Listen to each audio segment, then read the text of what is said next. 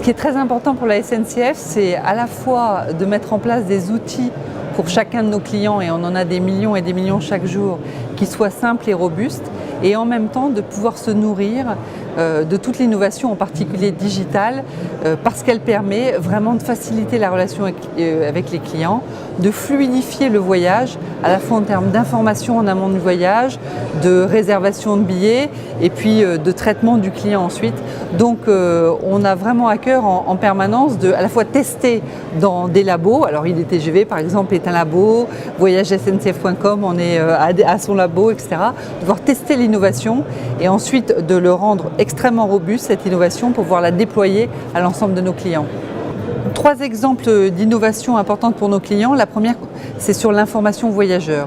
L'objectif, c'est de pouvoir donner à chaque client, en fonction du contexte dans lequel il est, en fonction de ses usages, l'information la plus pertinente sur son voyage, que ça soit sur des trains de banlieue, des TER, des TGV, etc. Donc une application que nous appelons unifiée, qui va permettre aux clients, chaque fois, de pouvoir se repérer dans l'ensemble du système de transport.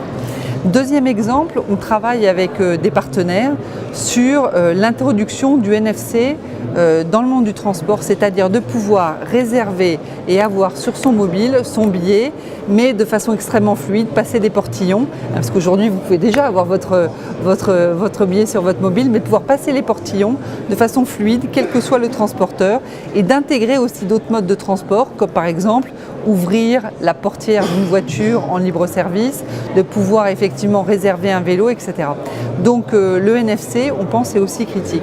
Puis alors on a plein d'innovations aussi sur la relation client dans voyagesncf.com, le fait de pouvoir réserver sans couture un parcours de bout en bout, ou demain l'ID-Pass qui va permettre lui aussi de pouvoir, avec une seule carte, de pouvoir utiliser tous les modes de transport, on l'espère, en France. Globalement, c'est le client qui va pousser l'usage. Un client aujourd'hui, il achète son smartphone, il peut acheter un iPhone, mais il peut aussi acheter du Samsung. Il va avoir des opérateurs qui peuvent être en France Orange, SFR, Bouygues ou Free. Et il va vouloir effectivement, quel que soit son choix de technologie, de pouvoir avoir la même perception client.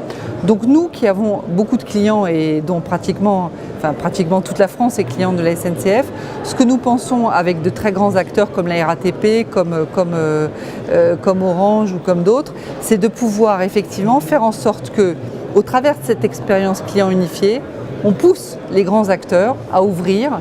Et je crois qu'en fait, ils se rendent compte aussi de l'intérêt de l'ouverture. Je vais prendre un exemple que j'aime bien parce que je viens du monde des télécoms. Au début, les SMS étaient fermés. Chaque opérateur avait sa norme de SMS et donc personne ne communiquait entre eux. Le jour où on a ouvert et qu'on a rendu compatibles les technologies, le marché du SMS a explosé. Et donc là, c'est pareil. Je pense effectivement, au travers du NFC, oui, bien sûr, certains peuvent avoir des volontés de fermeture, mais à la fin, si on veut que le parcours du client soit ouvert, qu'il puisse réserver toutes sortes de moyens de transport ou d'autres choses d'ailleurs demain avec du NFC, et il va falloir effectivement ouvrir un petit peu et en tout cas avoir des protocoles d'interaction qui sont les mêmes partout.